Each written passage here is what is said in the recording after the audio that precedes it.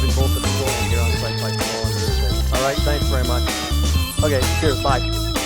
You guys are late because anybody that shows up after me is late. All right, let's go in and have a look. There's a couple of things I want to point out to you. Okay, brace yourselves. Go ahead, gents. This is going to be a good one. It is. And you know what's nice is the fact that because it is a full home renovation, the homeowners took the time to make sure everything was out, but there's a lot of work to do. The kitchen is going to see the tremendous amount of work, and then of course the second floor bedroom, which is going to be a complete conversion to the bathroom. That's where the challenges are going to run between here and upstairs, because we've got HVAC, plumbing, and electrical all running together on exterior walls. So we're going to have limited space for where we do our plumbing chases, our electrical chases, and HVAC rerouting. But you're also going to notice all the wallpaper that's here. And while you've got paintings and pictures and furniture in here, you don't necessarily get a grasp of how much wallpaper and what you're going to expect for wallpaper, because you've got some that's pre-pasted, you know, dip in the roll, put it up, and it's squeegeed out and brushed on. And then you have the stuff that I dread because it's paste on site and push up, and usually it's vinyl. One of them is easier to strip off than the other. And some of it's going to be not so bad, and some of it is going to be OMG. Yeah. And we get that, and that just means there's going to be a lot of drywall, in this case, plaster repair. Like we accounted for that in the schedule. So having that extra time is good. We're hoping it's not as bad. People usually in old homes like this, folks like to use wallpaper to hide those cracks because they just become a nightmare to constantly patch, paint. So in this case, wallpaper hides that. I'm going to guess we're about 80% of the house with wallpaper. Pretty close. So that is the ultimate demolition challenge outside of moving down some walls and ceilings to see what we got for structure to do that. So let's look into one of the areas in the dining room where we've got a lot of demolition to do and expose, because this is where the challenge is going to come in, especially in places where it intertwines with the kitchen. Okay. All right, let's go. In this dining room area, it's actually going to be, I guess, somewhat opened up in the sense of it's going to be that relationship between the dining room and the kitchen. But here's the challenge. All of this has to be completely gutted. This exterior wall where we have the two, looks like chases for both HVAC, the bulkhead's got to come out. This wall gets exposed out. We'll cut back a little bit on both of these walls in the corners.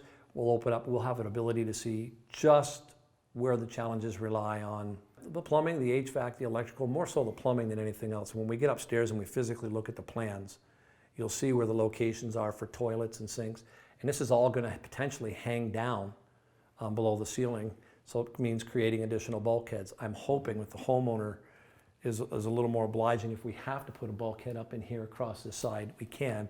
We're going to try to avoid it, run the plumbing, and keep it to an existing line where there is bulkheads. This is the wallpaper I was talking about. Homeowner already wanted to do a nice little sample for souvenir, so she pulled a piece off, but you can see there are going to be certain circumstances where it will be just easier to put a new layer of half-inch drywall, retape. We're going to try the drywall compound method. If it works, then we're going to continue to do that throughout the rest of the house, and time-wise should save us some cost as well. So let's go upstairs, because that's where the second layer of magic is, outside of the kitchen. All right. So as you're walking up the stairs, carpeting's out, stairs get redone, railings are redone. All the trim out here comes out, new stuff coming in. So when we do the demolition to put the new stuff in, that raw cost, if you will, starts at about $5,000 for that beam. Now that's complete installation, drywall, and back to an opening. Fortunately enough, we don't have that issue down here, or at least in this area. But downstairs, they wanted to take out some walls out there, and we knew that they were load bearing, and of course, that challenge between the budget and the vision, and that becomes, where do you go? In this case, they forego that because they've not only have one main bathroom, they're creating a second one up here, which is great.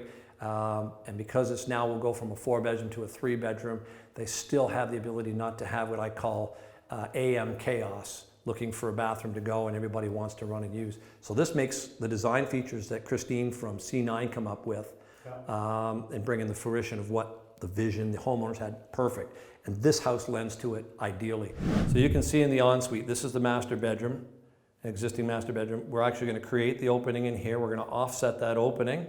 We have electrical in here that we're going to have to worry about. We'll also have the additional plumbing that's going to have to be chased around over to where the existing toilet is. So the toilet back to back is an easy fix. And this is all part of good planning, because she was able to get the hardest to move feature right by the existing location. So it's right by the existing toilet, so Now- that saves us a lot of problems. I only get to see this. How many other designs did they come up with before they actually got to this one? Exactly. Like 1, 2, 3, 4. This worked out really well for us.